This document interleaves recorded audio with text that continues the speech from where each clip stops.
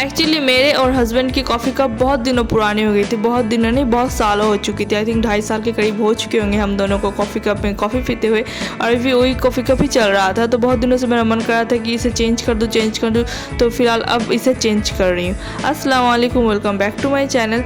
तो यहाँ पर मैं कुछ दिनों पहले कॉफ़ी कप ऑर्डर किया था अमेज़ोन से, जो कि आज मुझे रिसीव हुआ था, और पूरा दिन जाग के अभी करीब रात के 11 बज रहे हैं और मैं अभी इसे ओपन करके देख रही हूँ कैसा आया है। ये दोनों कॉफ़ी कप मिला के मुझे करीब 750 के आसपास पड़ा था, और ये दोनों कॉफ़ी कप मैंने सेम मंगवाया था पर कलर अलग था, और ये दोनों ही देखने में ना बहुत ज़्यादा ब्यूटीफुल था। एक ब्लू कलर का मंगवाया था और दूसरा मैंने ब्लैक कलर का मंगवाया था। ब्लू कलर हस्बैंड ने अपने लिए चॉइस किया था और ब्लैक कलर मैंने अपने लिए चॉइस किया था। हम दोनों ने अलग अलग कलर इसलिए चॉइस किया था क्योंकि मेरे हस्बैंड की आदत बहुत ज़्यादा बुरी है। वो कॉफ़ी कप में चाय या फिर कॉफ़ी पी के इधर उधर कप रख देते हैं, और जब दोबारा उसे ज़रूरत पड़ती है तो वो पूरे घर पे ढूंढे फिरते हैं। इसलिए हम दोनों ने अलग अलग कलर लिया था, और अगर सेम कलर का ले लेती ना तो अपना कॉफ़ी कप इधर उधर खोने के बाद मेरा कॉफ़ी कप लेके कहेगा कि ये मेरा है, आपने अपना इधर उधर रख दिया होगा, आप ढूंढ लो। उसके बाद जी 1.5-2.5 महीने से मेरा ये केक का ओवन ख़राब पड़ा हुआ था, जिसकी वजह से मैं केक नहीं बना पा रही थी। तो फाइनली आज घर पे मिस्त्री आया था और मेरा ये केक का ओवन ठीक करके गया था।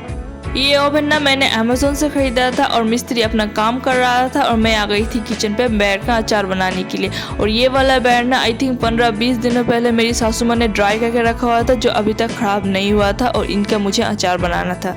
15-20 दिन बोलो या फिर दिल्ली जाने से 4-5 दिन पहले ये बैर आया हुआ था, और मेरी सासू माँ उसी वक्त इसे धूप में सुखा ली था बहुत अच्छी तरह से। इसलिए ये ना मैं दिल्ली से मैं आने के बाद, मम्मी के घर वहाँ से भी आने के बाद मैं अभी इसे बना रही हूँ। अभी तक ये कुछ भी ख़राब नहीं हुआ है। तो जी यहाँ पे मेरा बैर का अचार 50% पक चुका था, और मैंने रेसिपी शेयर नहीं किया था कि फिर कभी बनाएंगे ना उस टाइम पे शेयर कर देंगे। और ये जो वाइट देख रहे हैं ना, इसमें एक्चुअली जाता है इमली। अगर इमली हो ना तो बहुत टेस्ट अच्छा आता है बैर का अचार का, पर इमली हमारे घर पर नहीं था, तो यहाँ पर कैरियाँ थी कच्ची कच्ची, वो सारा ऐड कर दिया ताकि खट्टी मीठी टेस्ट आ जाए। तो जी अभी करीब शाम के टाइम हो रहा था, करीब 5 बज रहा था, और युवान सो रहा था, तो उसे हमने घर पे ही छोड़ दिया था अपनी सासू माँ के हवाले, और हम निकल चुके थे। तो हम जा रहे हैं तालाब देखने के लिए। हम तो नहीं, मैं जा रही हूँ, क्योंकि मेरे ससुर का एक तालाब भी है जो मैंने अभी तक नहीं देखा, तो ये हस्बैंड मुझे दिखाने के लिए लेके जा रहे थे। तालाब का है या फिर पोखर का है, क्योंकि हमारे लैंग्वेज में इसे पोखर कहते हैं और हिंदी में इसे तालाब कहते हैं। और ये था जी तालाब। ये देखने में बहुत ज़्यादा अच्छा था, पर गर्मी इतनी ज़्यादा थी कि इसका पानी ही बहुत ज़्यादा सूख चुका था, और हस्बैंड मुझे अपनी टाइम की स्टोरी सुना रहे थे।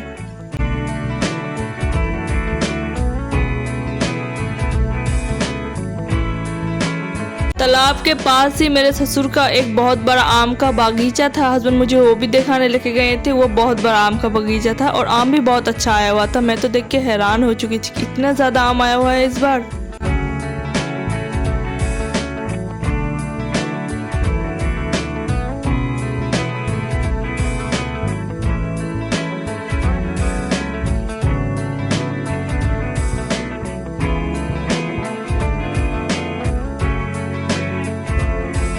तो पोखर देख के हम लोग वहाँ से निकल चुके थे। अब बारी थी घर जाने की, तो पर मेरा मन नहीं कर रहा था घर जाने की। तो हस्बैंड को मैं कही थोड़ा सा और अगवा जाइए, थोड़ा सा और अगवा जाइए, सामने थोड़ा सा और अगवा जाइए। ऐसे करते करते ना हम लोग शामसी तक पहुँच चुके थे।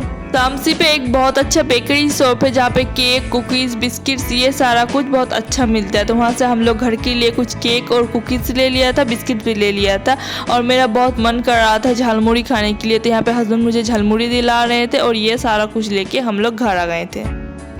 तो जी ये था नेक्स्ट डे, और सुबह सुबह चाय पीने के बाद 10 से 15 मिनट में यही सोचने में गुजार देती हूँ कि आज लंच में क्या बनाएं। मतलब बहुत बड़ा हेडेक हो जाता है, और ऊपर से इतनी तेज़ गर्मी की बर्दाश्त से बाहर होती है। और गर्मी में तो रोज़ रोज़ चिकन, मटन, फिश, ये सब तो मतलब 1-2 दिन बाद ही रोज़ बनती रहती है घर पे। तो मैंने सोच रही थी कि आज कुछ ऐसे ही सब्ज़ी बना लेती हूँ।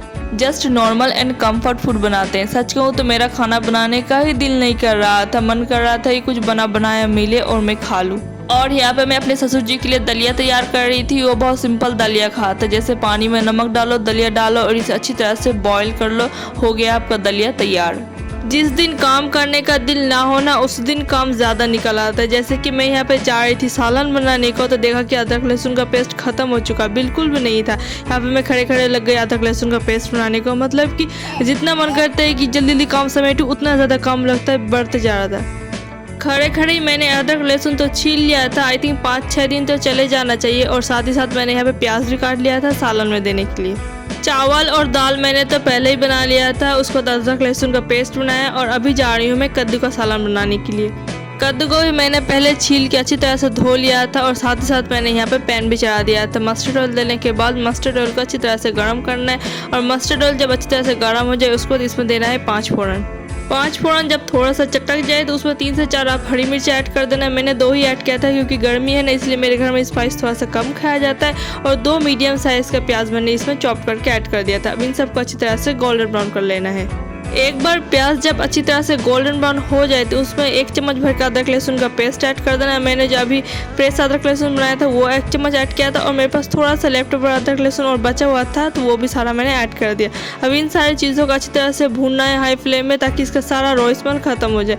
अब इसमें ऐड करना है धनिया जीरे का पाउडर, हल्दी और टेस्ट के हिसाब से नमक। अब इन सारे चीज़ों को अच्छी तरह से 1 से 2 स्टर दे देंगे ताकि इनका भी कच्चापन दूर हो जाए। और यहाँ पे मैंने ऑयल की क्वांटिटी बहुत ज़्यादा कम रखा था सालन पे, इसलिए मसाला मेरा चिपक जा रहा था। तो मैंने ऊपर से थोड़ा सा पानी का इस्तेमाल किया था ताकि मसाला अच्छी तरह से भून जाए।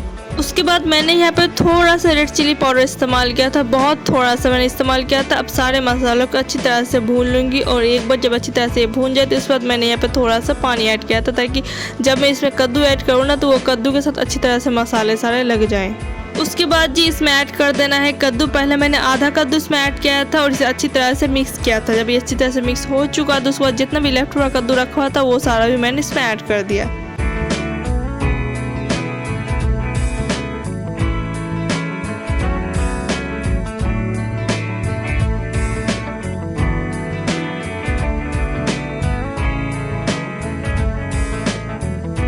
अच्छी तरह से मिक्स करने के बाद इसे ढक के छोड़ देना है ताकि कद्दू में जितना सारा पानी है वो सारा पानी बाहर आ जाए। और कुछ देर के अंदर ही ये देखिए कद्दू कितना सारा पानी छोड़ दिया है और इसी पानी में कद्दू गलेगा। मुझे बहुत ज़्यादा जल्दी थी इसलिए मैंने प्रेशर कुकर में इसी स्टेज में 2 सीटी लगा दिया था, इससे कद्दू जल्दी गल जाता है। अगर आप चाहे तो इस तरह के खुले बर्तन में भी पका सकते हैं।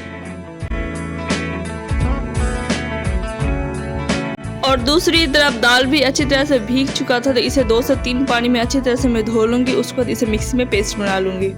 एक बार जब ये पेस्ट बन जाए तो उसमें ऐड कर देना है प्याज। आप अपने हिसाब से प्याज ऐड करना, मुझे थोड़ा सा ज़्यादा पसंद है इसलिए मैंने ज़्यादा क्वांटिटी में प्याज ऐड किया था। और यहाँ पे मैंने मैश पोटैटो बना के रखा था उसमें प्याज ऐड किया था और उसमें नमक, मस्टर्ड ऑयल और ग्रीन चिली ये तीनों चीज़ उसमें ऑलरेडी मैश पोटैटो में मिलाया हुआ था, सिर्फ प्याज बाकी थे इसलिए मैंने इसमें प्याज ऐड कर दिया। और दूसरी तरफ दाल के मिक्सर में मैंने ऐड किया था नमक, हल्दी, ग्रीन चिली और थोड़ा सा अदरक लहसुन का पेस्ट और थोड़ा सा मैंने यहाँ पे जीरा धनिया का पाउडर भी ऐड किया था। अब इन सारी चीज़ों को अच्छी तरह से मिक्स कर लेंगे।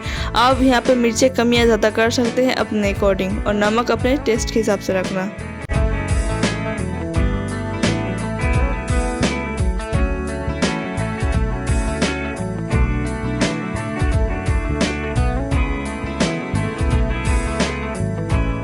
प्रेशर कुकर में कद्दू को 2 सीटी लगाने के बाद इसे मैंने शिफ्ट कर लिया था पतीले में। अब बारी है इसको भुनाई करने की। इसे बहुत अच्छी तरह से भुनाई करनी पड़ती है ताकि इसका जितना भी ऑयल है ना वो सारा ऊपर आ जाए। वैसे तो मैंने बहुत कम तेल का इस्तेमाल किया था इसलिए मेरा उतना ऑयल ऊपर नहीं आया था, पर आप इसे बहुत अच्छी तरह भूनना ताकि आप जितना भी तेल इस्तेमाल करो ना उसका कुछ हद तक वो ऑयल ऊपर आ जाए।